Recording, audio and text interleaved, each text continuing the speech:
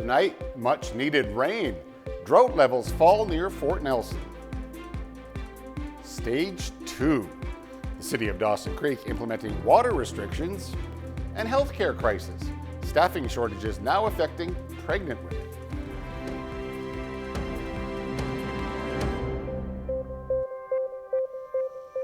Well, good evening and thank you for joining us. And we begin tonight with a surprising new data about the drought situation here in northern BC. 2 weeks ago, we reported the area near Fort Nelson was experiencing the worst drought level on record. Well, tonight, the province saying with recent rain, the drought level indicator has gone from level 5 all the way down to level 1. The BC River Forecast Centre says the summer months should be what is considered the wet season for the Fort Nelson region. They say drought levels are measured by physical aspects like the amount of precipitation, how much water is in rivers and lakes, and moisture in the soil. Fort Nelson saw near normal precipitation levels over the past 30 days, which the province says helped improve drought conditions. But over the last 180 days, the region is still far behind the amount of rain it needs. This improvement in drought levels, this is exactly what we would be expecting and hoping to see at this time of year. It's really notable this year because the past several years, 2-3 years, we haven't had that at all. And so this huge precipitation deficit has built up in that region. Cowie says Fort Nelson is at risk of falling back to extreme drought conditions if rain slows down. The drought levels are updated every Thursday, and Cowie would not be surprised to see the drought levels change once again. Well, despite good news to the north, the city of Dawson Creek says the Kiskatinaw River is at its lowest point in history, and because of that, the city is forced to implement Stage 2 water conservation measures. The city says the main restriction prevents hauling bulk water for non-drinking purposes. There's now also specific days and times to water lawns for different addresses. City officials say the Kiskatinaw River is seeing its lowest flow ever because northeast BC is experiencing drought. Now, the city used to release water from Bear Hole Lake into the Kiskatinaw River during low flows, but there's no more water to release into the river, and the city released information on looking to find new water sources last week, and they want to remind people this is not an emergency, but careful planning and consideration is required until at least the end of the summer. Well, according to Northern Health, the Department of Obstetrics at the University of Northern BC is experiencing a shortage of specialists. They say a gap in obstetricians may lead to a reduction of care and consultative services to high-risk pregnant individuals. Now, Northern Health says patients will start to feel the effects of the gap in August. The university says it's working to find coverage for any upcoming gaps. It says there will be occasions where pregnant individuals may need to transfer to different facilities at no cost to ensure the safety of them and the baby. Now, the BC Conservative Party is saying tonight Northern Health has been aware of this crisis since January and has no solutions. The Conservatives add UHNBC is the only tertiary care hospital for obstetrics in all of northern BC, so patients might be sent to hospitals in Kamloops or Vancouver in order to give birth. Northern Health adds the Labor and Delivery Department at the university remains open 24/7. The town of Jasper came together today to mark 1 year since 25,000 people were forced to flee the smoke and flames of a rampaging wildfire. Recovery is ongoing. There is still much work to do, yet Jasper is here. Jasper's beauty and spirit have always inspired, and they will continue to do so. Within days of the evacuation, several wildfires converged to incinerate about a third of the Rocky Mountain town and take the life of one firefighter. In recent days, Alberta Premier Danielle Smith has condemned an independent report commissioned by the town that criticized her government's response to the wildfires. The Alberta government was not responsible to lead the incident because Jasper is located inside a national park. However, incident commanders with Alberta Wildfire Service on the ground said the province regularly asked for information and sought to exercise decision-making authority. Well, Smith responded to that by saying she was insulted to hear that. The mayor of Jasper says he stands by the report, insisting it wasn't meant to become, quote, a political instrument. A new report out today says taxes are the biggest expense for Canadian families. The report from the Fraser Institute points out the average family in Canada spent about $48,000 in total taxes all of last year. The report also says Canadian families spent more on taxes than they did on housing, food, and clothing combined. It says taxes have grown faster than any other expenditure for the average Canadian family. It has gone up by more than 2,700% since 1961. And there's growing frustration over serious delays and issues contacting the Canadian Revenue Agency. It's resulting in funds being held up and impacting access to benefits. CTV's Jeremy Charon reports. Locked out of accounts, struggling to get a hold of someone who can help, countless Canadians are growing increasingly frustrated over unresolved issues with the Canada Revenue Agency. This year it's terrible. Montrealer Dimitri Youtsis says he filed his taxes in February and receives his return quarterly, but never got an expected payment on the 5th of July. Now he can't access his account or reach an agent on the phone to help him, repeatedly stuck in a loop on the CRA's automated messaging system. This year just no service. I can say it 1 star, 2 star, just 0 star because no services. It was incredibly frustrating and unnecessary. Chris Ellis from west of Ottawa says he was locked out of his account after changing his direct deposit information with the CRA triggered a security alert. He had the same issue trying to contact someone. I just kept calling, and I reached out to my accountant. I said, I can't get through. I'm freaking out here. My account's locked out. I can't get a hold of anybody. About a month later, I finally got a message that said, you're in the queue for an agent. I thought, wow. So that was just so painful, just to wait a month. But Ellis still hasn't received his return nearly 4 months after he says he filed his taxes. And his story is far from unique. CTV News asked Canadians to reach out about their experiences with the CRA and received hundreds of responses, many sharing similar stories. I have been unable to reach a human at the CRA for weeks. This failure of CRA is causing me extreme stress, worry, and I'm losing a lot of sleep. In a statement to CTV News, a spokesperson for the CRA said the agency encourages people to use online self-service tools, adding we regret the inconvenience this situation may cause and are actively working to continuously improve both our phone and digital services.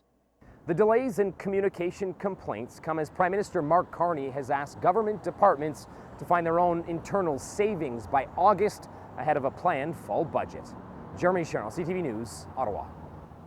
Conservative leader Pierre Polyv saying the long list of names on his by-election ballot is a blatant abuse of democracy. More than 100 candidates sponsored by the Longest Ballot Committee are registered to run against Polyv in the Battle River Crowfoot by-election. Polyv is seeking a seat in the House of Commons after losing his riding of Carleton back in the spring. The Longest Ballot group also targeted that riding.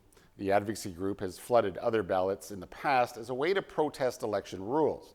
In a letter to the government House leader, Polyv asked the Liberals to pass a law requiring candidates to get signatures from 0.5% of riding's population, not just 100 signatures in general. And the Conservatives also want each signature to be exclusive to one candidate and for riding agents to represent one person at a time. Premiers meeting in Cottage Country once again today. They're saying they had a good discussion with the Prime Minister and learned more about the ongoing negotiations with the United States. But there are still two sides to any deal, and Mark Carney made it clear the provinces and territories need to do what they can here at home. CTV's Rachel Aiello reports. Prime Minister Mark Carney was in good spirits as he arrived on scene for today's talks, but quickly he got down to business. We are looking for the best deal for Canada. We're only going to accept the best deal for Canada. Premiers came in saying they wanted clarity on whether the two countries are on track towards a new trade pact by U.S. President Donald Trump's August 1st deadline, and came out indicating they care less about when a deal is reached, rather what is in it. It sounds like we're making some progress, making sure that we get the best deal and not just the deal available. I would be worried that if we constrain ourselves that we have to get a deal by a certain date, that we maybe have to, maybe do some things or give up some things. Carney met behind closed doors with provincial and territorial leaders for more than 2 hours. telling them that he and senior federal officials are engaged in continuous discussions with the Americans. But the Prime Minister offered no assurances that a good deal for Canada will be reached in the next 10 days, or whether the country is ready to retaliate with counter tariffs. We'll take stock if there isn't one that works. A good deal is something that preserves, reinforces, and stabilizes those relationships as much as possible. A good deal is also one that doesn't tie our hands. Premiers then took part in a strategy session with former ambassadors to the U.S. about next steps. There's one thing we can thank President Trump for, is getting us moving, getting us united like I've never seen before. The Prime Minister and Premiers also discussed ways to build new trade relationships with trusted partners other than the U.S., as well as ways to support affected industries should tariffs linger. Rachel Aiello, CTV News, Huntsville, Ontario. Meanwhile, Donald Trump had some choice words for Canadians who are boycotting U.S. products, the U.S. president calling them mean and nasty. And now the U.S. ambassador says Canada's approach doesn't contribute to a positive relationship between the two countries. Abigail Beeman explains. There are reasons why the president and some of his team refer to Canada as being mean and nasty to deal with. Speaking at the Pacific Northwest Economic Region Summit Monday, U.S. Ambassador to Canada Pete Hoekstra offered these examples. Canadians staying home, that's their business. I don't like it, but if that's what they want to do, it's fine. You want to ban American alcohol, that's fine. It doesn't necessarily send real positive signals in terms of they're treating us well. Then offered a line that got a laugh about his own cross-border business. I can get alcohol across the border if I wanted to, because we go back and forth to Michigan and they don't check my car when I come back. Okay? If you're a mean and nasty Canadian for standing up for our sovereignty and our economy and our jobs, well, I think most Canadians would be proud to be considered mean and nasty. The audio was received by and released from BC's Premier's office. David Eby is calling on Canadians to keep it up, keep buying Canadian and vacationing in Canada. I think it's interesting that Americans have a hard time understanding why Canadians are so angry at their president's suggestion that our sovereignty is at risk. I'm pretty shocked. I find it very ironic. President Trump is calling us mean. One former Canadian ambassador to the U.S. says the pot is calling the kettle black. Leave the ambassador out of it. The president says this over and over again. He's constantly calling us nasty and terrible negotiators and everything else. The United States is one of the most protectionist companies in the world. Frank McKenna stressed the overall positivity and optimism from Ambassador Hoekstra. So too did the U.S. Embassy, telling CTV News in a statement the ambassador spoke for nearly an hour and emphasized his optimism about the future of the Canada-U.S. relationship. Abigail Beeman, CTV News, Ottawa. And another auto giant has come out blaming Donald Trump and his tariffs for declining revenues. General Motors' second quarter profits fell by 32%. The auto giant says Trump's tariffs took $1 billion out of its earning in the quarter. The earning dropped despite strong sales in the first half of this year. GM and other automakers saw a surge in demand this spring from consumers who wanted to beat those tariffs. Stellantis says they're facing a $3.7 billion loss for the first half of this year. To a major story from the entertainment world. Singer Ozzy Osbourne has died. Osbourne rose to fame in the 1970s as the frontman of Black Sabbath. Heather Wright has more on the legendary performer.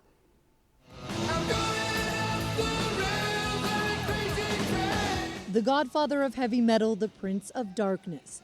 Ozzy Osbourne was a showman, a singer, and later a reality TV star who rose to fame in the 1970s as the frontman of Black Sabbath.